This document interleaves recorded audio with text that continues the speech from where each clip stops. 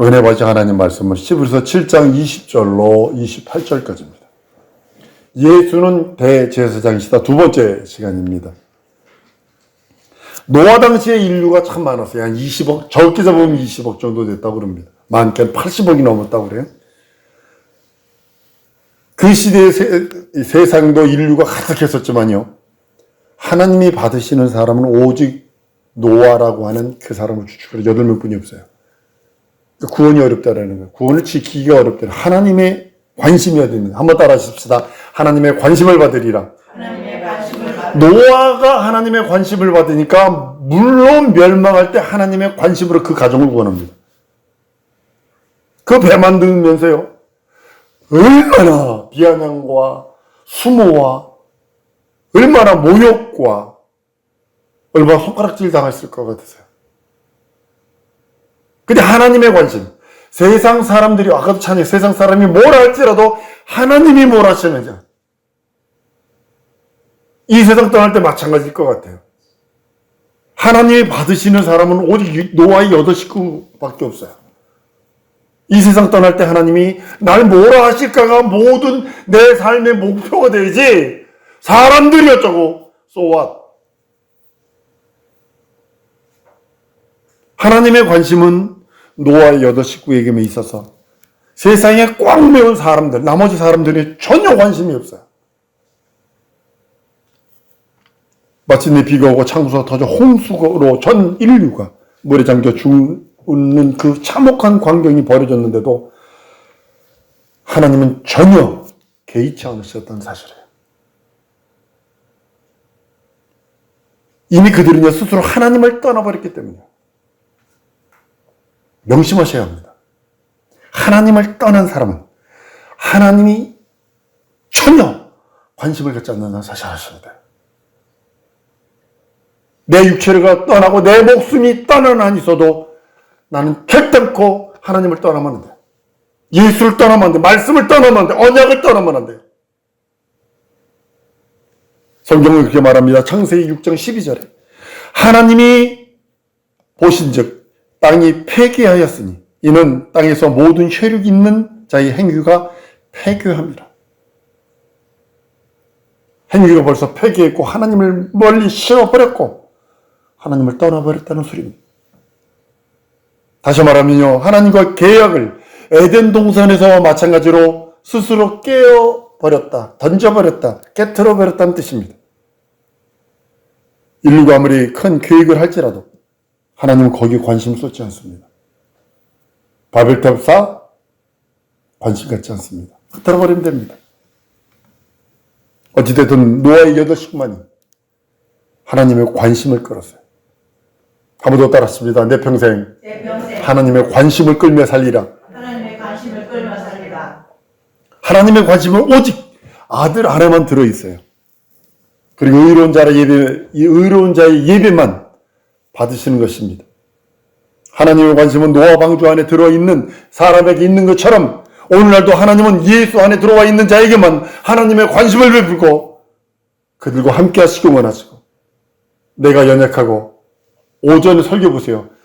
유명한 자가 아니라 강한 자가 아니라 연약한 나라도 하나님의 안에만 들어있다면 예수 말씀 안에만 들어있다면 나를 사용할 수 있다는 거죠. 유명한 자를 부르는 거는 강한 자를 부르는 것이 아니라 어리숙하고 아무것도 가진 것 없으나 한번 따라 씁시다. 오직 믿음만 들고 있다. 오직 믿음만 들고 있다. 이 믿음만 들고 있다면 그 사람 쓰시는 거예요. 오늘날도 예수 안에 들어와 있는 자에게만 하나님은 관심을 베푸시고 그들만 받으세요. 오늘 많은 사람들이 그래요. 하나님 너무하세요. 원불교합니다. 원망하고 불평불만하고 교만하고 의심합니다. 소용없어요. 왜냐하면요. 하나님은 예수만 받으세요. 그리고 그 안에 있는 자만 용납하시고 그 안에 있는 자만 사랑하시고 그 안에 있는 자만 예수 안에 있는 자만 기쁨이라 인정하시기에 얼마나 중요한 사실을 요즘에 놓치고 있어요. 많은 신앙인들이 놓치는 것 중에 하나가 뭐냐면 예수 안에 들어있지 않아요. 교회 안에는 들어있을지 몰라도 예수 안에 들어와 있지 않아요. 말씀이 그 경험 속에 없어요. 여러분 혹시 과수원의 과목을 키우는 거 고추밭에 고추 키우잖아요, 이제. 살아있는 가지와 죽은 가지를 알 수 있잖아요, 그죠?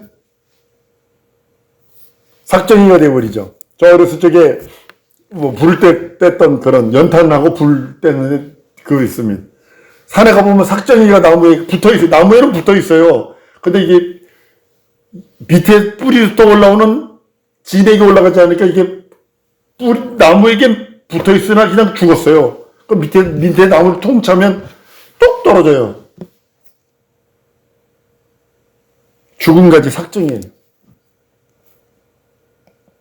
혹시 그 농촌에 벼 심는 데 가보면 가을 되면 퐁당 퐁 터뜨려. 왜냐면 참새가 와가지고 벼 이삭을 한번 딱딱하게 굽기 전에 그 뿌리에서 들어온 물이 들어와 있는 그러니까 하얀 쌀가루 같은 거거든요. 그걸 갖다가 익기 전에 새들이 와서 쭉쭉쭉쭉 빨아버리면요. 쭉쭉이 되는 거예요. 그거 붙어 있어요. 쌀 알하게 붙어 있다니까요. 그 쌀알이 붙어 있어요, 그거는. 근데 착각하고 있죠, 자기가 알곡이라고. 아니요, 그거는 타작마당까지 가요. 교회 안에 들어와 있어요. 그러나 타작마당까지 간다니까요, 껍데기는. 죽은 나무까지를 농부가 악고할까? 전혀 아니죠. 불때버리지. 여러분, 혹시 가을에 포도나무 자르는 거 보세요. 아주 진짜 짜증납니다. 한 2cm, 3cm 남겨줬나? 그러니까 다 잘라버립니다. 저기, 스페인 같은 데는 이 포도 저기는요, 아예 그런 나무를 갖다 기계로 자르더만요. 손으로 안 자르고 기계로, 슝 자르는데 한 요 정도만 남겨놓고 다 잘라버려요. 한 1인치나 1.5인치 정도 남겨놓고 싹 잘라버립니다. 이미 죽은 가지로부터는 기대할 것이 하나도 없어요. 명심하셔야 합니다. 죽은 가지로는 아무것도 기대할 수 없어요. 이와 같이 그리스도를 떠난 사람들에게서는 마른 나무와 같아요. 그 다음에는 악한 영들이 그를 억압할 수밖에 없고 하나님이 그들을 전혀 도와줄 수 없어요. 전혀 무방비한 상태가 되고 말고 귀신의 밥이 원수마귀의 연장이 되어버립니다. 이스라엘 백성들이 하나님께 임금 세워주기를 원했어요. 사무엘이 그 소리를 듣고요, 통곡을 하고 있습니다. 세상 임금들이 그들을 다스리는 것처럼 그렇게 이스라엘을 다스리기를 원합니다. 하나님은 세상 임금이 아니라 하나님이 신정국가, 하나님이 통치하시는 나라가 되기를 원하셨어요. 근데 그들은 계속 고집을 부립니다. 아니요, 블레셋처럼, 아말렉처럼, 어디처럼 우리는 왕이 있어야겠소이다. 근데 사무엘을 통해서 왕의 특성을 가르쳐줍니다. 임금을 세우면 나타나는 것이 세 가지 왕의 특권이 있다. 첫 번째는 애써 아들 키우면 군대에 모집해서 전쟁터에 가서 총알바지 시킨다. 쉽게 화살바지 시킨다. 나가서 피 흘려 죽게 한다. 첫 번째 그거고. 두 번째, 임금이 두 번째는 아무리 집에서 예쁜 딸을 키워도 데려다가 후궁시킨다. 애지중지 키운 딸을 데려다 궁녀 삼고 후궁시킨다. 백성들은 여기에 허가할 수 있는 능력도 없고 여기에 말할 수 있는 것도 없다. 세 번째는 땀 흘려 지은 농사에 수확을 걷어가서 세금을 떼어간다. 많이 떼어가면 30%, 40%까지 떼어가고 아주 악한 왕이 오면 50%, 60%까지 떼어갔어요. 임금이 이 세 가지를 꺼리낌 없어요. 이게 임금의 권한이에요. 오히려 백성은요, 그것으로 압제를 하는 거거든요. 압제를 당하는 거고. 하나님은 이런 임금의 특성에 대해서 자신이 직접 백성에게 다스리기를 원하셨던 거예요. 이 임금의 특성 때문에. 근데 이스라엘 백성들은 그걸 거절하죠. 하나님의 통치를 거절하죠. 세상 임금에게는 허물이 없어요. 부인을 10명을 두든 3천 궁녀를 두든 1만 궁녀를 두든 그 허물이 아닙니다. 살리든 죽이든 남의 재산을 뺐든 어떻게든 그 허물이 될 수 없습니다. 이 임금의 권한이에요. 권세예요. 임금의 권세를 부려서 죄로 보이지 않든 죄로 뒤집어 씌우든 이건 임금의 그 권한입니다. 특징입니다. 임금이 사람을 죽이고 사람을 학대하고 사람을 그냥 모질게 굴어도 그거는요, 만약에 그것을 꺼리낀다면요, 왕노를 못해요. 왕노를 못해요. 임금은 오늘날 대통령과는 좀 다르죠. 전혀 다른 권세죠. 다윗이 왕으로서 지구상에 있는 임금 중에서 최초로 죄를 깨달은 왕이에요. 이 임금은 절대로 허물이 없어요. 여자를 몇 명을 취하든, 남자들을 얼마를 데려다가 죽이든, 세금을 얼마를 떼든, 왕은 절대로 허물이 없는 거예요. 근데 다윗만은 유일하게 성공이 된 이유가, 아브라함과 다윗의 자손 예수 그리스도의 계보라에서 다윗이 되어갈 수밖에 없는 이유는 뭐냐면, 왕으로서의 최초로 자기 죄를 깨달아요. 그래서 성왕이 되는 겁니다. 다윗은 자기 죄를 알았어요. 자기가 하나님 앞에 죄인임을 고백을 해요. 죄를 물을 수 없는 임금인데도 하나님 앞에만 내가 죄인입니다. 사람도 앞에 전혀 죄를 보일 수도 없고 보여서도 안 되고, 하나님 앞에 자기가 죄인임을 깨닫고 고백을 합니다. 사람 앞에서는 마음에 드는 여자를 취하고 껄낌 없는 다윗이 하나님 앞에서만 죄를 지은 자신을 발견하고 이실 짓고 합니다. 다윗은 자신의 행위로 죄 짓기 전에 이미 모태로부터 한 수 더 떱니다. 내가 모태로부터 잉태됐기 때문에 죄인으로 태어났습니다를 고백을 합니다. 윤리 도덕적으로 타락했기에 죄인이라는 것을 깨달은 것이 아니라 이미 자신이 죄의 본성을 갖고 있고 죄를 가지고 태어났고 어머니에게 잉태될 때 죄인임을 깨달습니다. 한번 따라합니다. 나는 세상에 태어나기 전부터 죄인이었습니다. 다윗은 이거 고백하는 거예요. 그러니까 하나님께서 기뻐할 수밖에 없는 거예요. 기뻐할 수밖에 없는 거예요. 인간은 아담으로부터 하나님 앞에 범죄한 죄인이라는 사실을, 그 원죄를 발견하는 것입니다. 그래서 내가 오직 주께만 범죄했습니다. 다윗이 그래요. 시편 50편 4절, 내가 주께만 범죄하였어. 내가 주께만 범죄했습니다. 왕은 허물이 없는데도 사람 앞엔 당당하고 떳떳합니다. 그러나 내가 주께만 범죄했습니다. 그것은요, 이런 내가 주께만 범죄했습니다는 단어를요, 왕에게는 전혀 고백할 수 없고 왕에게는 전혀 그 단어 자체를 기대할 수 없는 거예요. 상상할 수도 없는 거예요. 근데 다윗은 고백합니다. 내가 주께만, 하나님께만 범죄했습니다. 동일하게 우리도 한번 따라합니다. 내가 주께만 범죄했습니다. 이렇게 고백할 수 있는 능력이 있어야 되는 거예요. 사람 보면 당당하세요.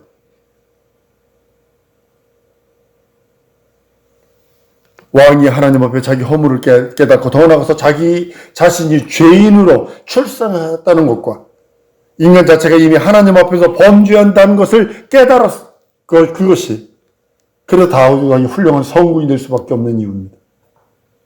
인간은 하나님께 범죄했습니다. 그래서 죄를 범한 죄인을 낳고 또 죄인을 낳고 그 후손 죄인을 낳고 의인을 낳는 것이 아니라 죄인은 또 죄를 짓게 된다고 말씀하고 있는 것입니다.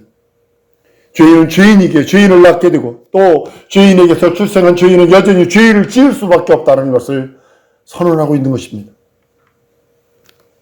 죄인은 누구든지 자기 권리로 하나님께 나갈 수 없어요.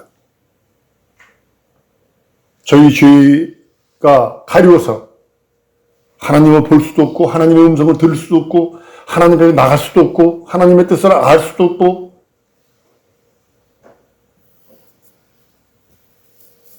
하나님 또한 죄인을 돌아보지 않습니다. 성경은 이사야서 59장 2절에 오직 너희 죄악이 너희와 너희 하나님 사이를 내었고 너희 죄가 그 얼굴을 가리워서 너희를 듣지 않게 함이나 라고 선언합니다. 죄가 하나님과 불화하게 만든다는 겁니다. 내 죄가 하나님 사이를 불화하게 만들고 갈라놓게 만들고 하나님과 원수짓게 만든다는 겁니다. 모든 사람이 죄를 보았음에 하나님의 영광이 이르지 못한다고 로마 3장 23절에 말씀하시는 것 같이 인류는 죄 때문에 하나님께 가까이 나가지 못해요. 가까이 나가고 싶어도 죄 때문에 쉽게 말하면 자석도 보면 같은 자석 플러스 마이너스는 딱딱 붙지만 같은 극들이 밀어내는 것처럼 하나님은 죄에 대해서 자꾸 밀어내신다고. 인류가 죄 없으신 분이 오직 예수 한 분밖에 없기에 예수만이 하나님 앞에 나갈 수 있어요. 우리는 예수 피를 의지해서 예수 안에서 예수와 함께 하나님께 나가는 거예요. 그래서 예수는 성전이다라고 말씀합니다. 성전에는요, 세 부분으로 나눠져 있습니다. 처음 성전에는 뜰이 있어요. 뜰은 교회를 뜻하고 있습니다. 뜰에는 보면 번제단이 있고 물두멍이 있습니다. 이 뜰에는 회개하는 장소입니다. 양이 죽는 장소입니다. 세상과 문 하나 차이예요. 문 하나 차이예요. 그래서 세상하고 뜰하고 완전히 이렇게 겸할 수 있어요.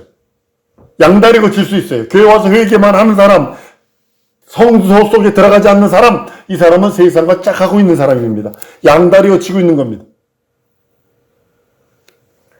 그 뜰 안으로 들어가면, 물두멍을 통해 뜰 안으로 들어가면 성소가 있고, 성소 그 안에 보면 지성소가 들어있습니다.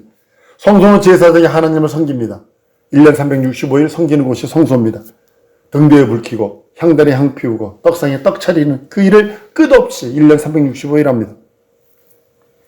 그 중에 대표되는 대제사장은 1년에 한 번 지성소에 들어갑니다. 피를 들고 한 손에는 떡을 들고 피를 들고 들어갑니다. 지성소에 하나님의 은혜를 베푸시는 성소가 있습니다. 그래서 속죄소를 죄를 속하는 곳이라 속죄소라고 표현하고 은혜를 베푸는 곳이라 그래서 시은좌라 이렇게 말하고 합니다. 다른 말로는 덮는 그룹이 있고 덮는 날개가 있고 그래서 법계 보면 천사가 양쪽 날개를 이렇게 가리고 있습니다. 양쪽에 가리고 있습니다. 이 공간, 날개를 같이 가리고 있는 이 공간이 시은소라고 표현하는 거고 속죄소라고 표현하는 겁니다. 성소는 임의로 제사장이 들어갈 수 있어요. 하나님 섬기는 제사장은 성소까지는 임의로 들어갑니다. 만약 임의로 잘못 들어가면, 지성소는 잘못 들어가면 즉사합니다. 성소와 지성소 사이 휴장으로 가져 있는 대제사장이 1년에 한 번 피를 들고 들어갑니다. 1년을 영원이라는 세월 속에 한 번이라는 것에 대한 예표로서, 비유로서, 모형으로서 그렇게 하는 모습입니다. 대제사장이 한 번에 들어가서 속죄소에 피 뿌리면 그것으로 하나님이 자기에게 제사하는 것들을 돌아보신다. 그런 의미입니다. 이와 같이 제사하는 자들이 하나님 사이에 막혀있는 담을 해치고 들어갈 수 있는 사람은 대제사장뿐이 없습니다. 그래서 우리가 하나님께 나갈 때 반드시 두 가지 제물을 들고 가야 돼. 하나는 피와 하나는 떡입니다. 성찬을 잘 생각해 보세요. 성찬 예식을 잘 기억해 보세요. 하나는 피를 들고 가는 이유는 화목제를 드리기 전에 먼저 속죄를 하는 거예요. 피로써 죄를 속하는 거고 떡은 화목을 뜻하고 있거든요. 여러분들 떡을 같이 뗄 적에 친한 친구와 친한 사람과 식구와 떡을 떼지 원수하고 떡 떼지는 않는다고요. 화목을 먼저 하고 피로써 먼저 속죄하고 그 다음에 화목제를 드리는 겁니다. 죄를 가지고 하나님과 화목할 수 없기에 먼저 죄사함의 제물, 속죄의 제물이 있어야 돼요. 그게 피입니다. 그리고 항상 하나님 앞에 화목제분이 있어야 합니다. 그래서 두 가지를 항상 피와 떡을 항상 있어야 합니다. 제사장이 한 쟁반에는 피를 들고 또 한 쟁반에는 떡을 가지고 성전에 들어갑니다. 어디까지나 이거 하나 예표이기도 하지만요. 우리가 예배 드리는 것은 영적으로 드려야 합니다. 우리는 우리 신앙 생활 중심의 가장 깊은 곳에 항상 뭐가 한번 따라합니다. 그리스도의 피를 가지고 하나님께 나가고 떡을 가지고 하나님께 나간다. 예수 살찌고 피 흘린 공로입니다. 이거 가지고 하나님께 나가지 않으면 재앙입니다. 종교입니다. 그거는. 그리스도의 피를 가지고 나가야 하고 그리스도께서 베푸신 화목 제물 가지고 나가야 화목할 수 있습니다. 이것이 우리 눈에는 볼 수 없고 볼 필요도 없고 우리에게만 다만 이러한 믿음만 있으면 됩니다. 여러분과 나에게 다른 믿음이 아니라 이 믿음, 예수의 피공로의 속죄의 그 은혜와 살로 말미암아 살찌워 주신 화목의 그 은혜, 그걸 가지고 나가는 거, 하나님 앞에 나가는 겁니다. 유월절 양의 피가 그 예표이기도 합니다. 피를 볼 때 넘어간다 그랬어요. 재앙에서 구원한다 그랬어요. 문술죄에 바른 피가 집안에 있는 사람들, 그 사람들을 구원하고 하나님만 보신다는 겁니다. 하나님만 아신다는 거예요. 설주 문인방에 피가 발려 있는 것은요, 집안에 있는 사람은 안 보입니다. 그렇죠? 문설주 문 바깥에 있으니까. 근데 하나님은 보신다는 거예요. 나는 몰라요. 하나님은 아신다는 거예요. 문설주 문인방의 피가 재앙에서 구원받고 저주에서 구원받는 것처럼 피와 떡은 속죄제물과 화목제물, 그걸 하나님이 보시는 거예요. 예수 믿는 사람은 너희가 내 안에 라는 말을 합니다. 이미 성전 안에 들어가 있는 자를 너희가 내 안에 뜰만 먹지 마세요. 어서 회개까지 합니다. 눈물 톡톡 흘려가면서 회개까지 합니다. 그리고 다시 세상 나오면 더 피습니다. 예수께서 이 성전을 헐라 내가 사흘에 일으키리라 할 때 이 성전은 예수 그리스도 자신을 말씀하신 것입니다. 예수의 죽음과 부활을 말씀하신 것입니다. 그러므로서 너희가 내 안에 라는 그 말씀이 이루어졌어요. 예수 믿는 믿음으로 말미암아 너희가 내 안에, 이로써 그리스도인이 이미 성전 안에 들어가 있는 것입니다. 너희가 내 안에라는 말씀에서 우리는 이미 성전에 들어가 있는 자신을 발견할 수 있어야 합니다. 천국 가면 3번 놀랜대죠. 내가 보기엔 저 사람은 반드시 와 있을 것 같은데 안 와 있고, 내가 보기엔 저놈은 돌팔이 날라리라서 이거 전혀 안 올 것 같은데 와 있고, 3번째 놀라는 거는 자기가 와서 놀란답니다.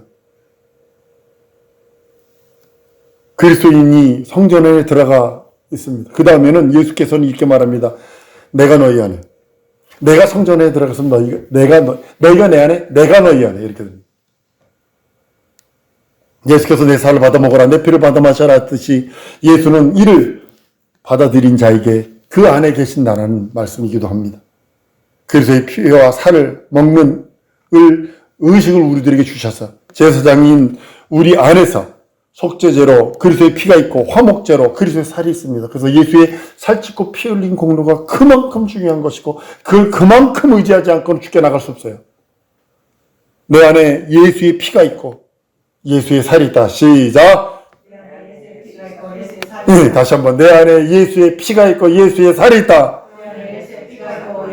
네, 그것으로 하나님과 화목하고 그것으로 먼저 속하고 화목하는 겁니다. 성전을 섬기는 자들의 특권입니다. 여러분들이 하나님의 성소에서 하나님을 섬긴다면 늘 그의 피와 살로 충만해야 합니다.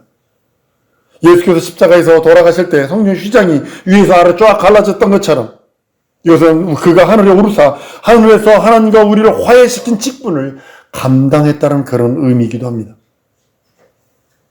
대제사장의 지성이 들어가면 속죄소에 피를 뿌립니다. 그리하면 하나님께서 이를 보시고 죄인과 화해하시는 겁니다. 대제사장이신 예수 안에 있을 때 예수의 피와 살로 말미암아 우리가 하나님과 화해가 되는 것을 뜻하고 있습니다.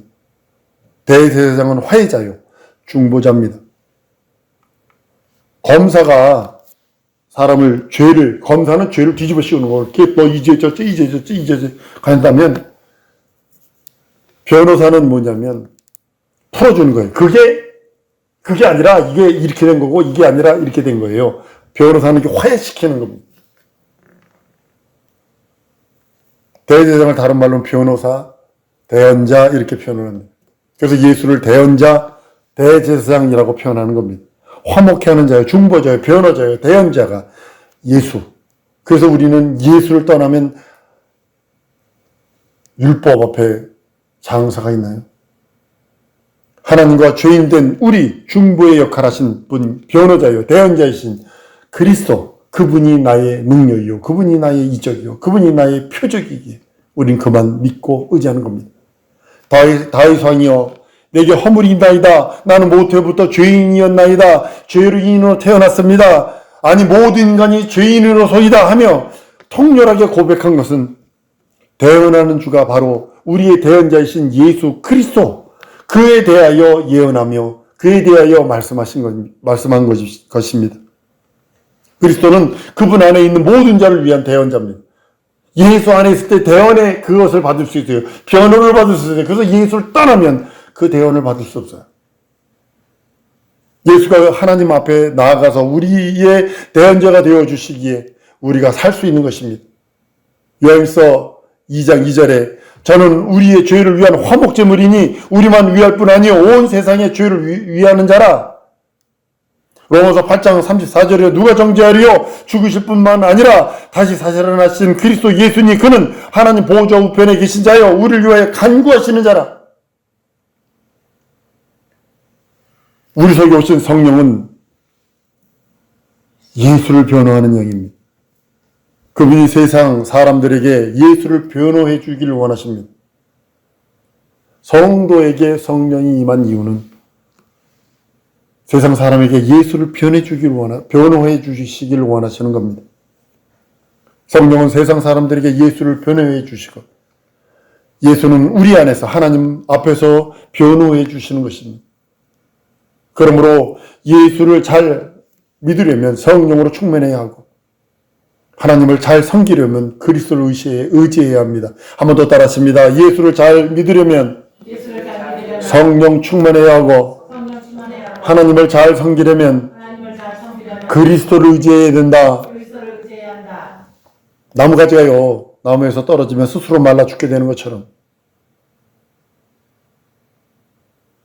사람들이 그걸 가져다가 불사려버리지요. 이미 그리스도에게 떠난 자는 마귀의 지배, 귀신의 지배 아래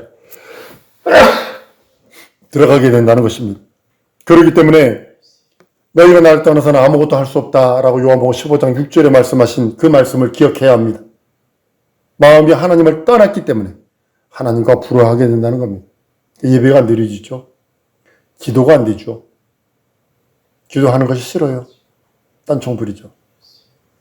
하나님과 화해가 없으면 마귀 지배 아래, 귀신의 지배 아래 빠지게 된다는 사실을 아셔야 합니다. 나 기도할 시간에 저거 해, 게임해, 기도할 시간에 다른 거 해. 미혹의 영이 지배함을 받죠. 그 다음에는 고통과 슬픔과 좌절과 파괴가 닥쳐올 것입니다. 가정이 파괴가 되어져 가고 우리 심령이 고통스러워져 가고 번민스러워져 가고 병들게 하여지고 가고 생활이 곤고와 생활에 손해를 보고 사업과 기업과 가정이 이상해져 울렁거리기 시작합니다. 회복하려고 하기보다 돈 벌려고 먼저 하기보다 무엇을 내가 하려고 하기보다 한 번 더 합니다. 하나님과 화해부터 하자. 하나님과 화해부터 하자. 하나님과 화해부터 하자. 내가 돈 벌려 하기 전에 내가 뭐 하기로 하기 전에 하나님과 화해부터 하세요. 그 다음은 배려가 열립니다. 풀어주십니다. 어떤 사람은 그 상황을 어떻게 모면해 보려고 수단과 방법을 가리지 않습니다.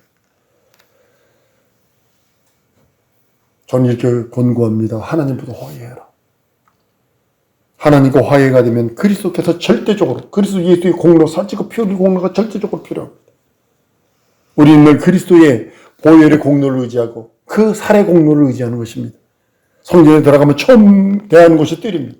그 뜰은요, 골고다를 의미하고 있어요. 예수께서 십자가에 달리신 그 골고다. 그 골고다를 거부하면 안 되는 거예요.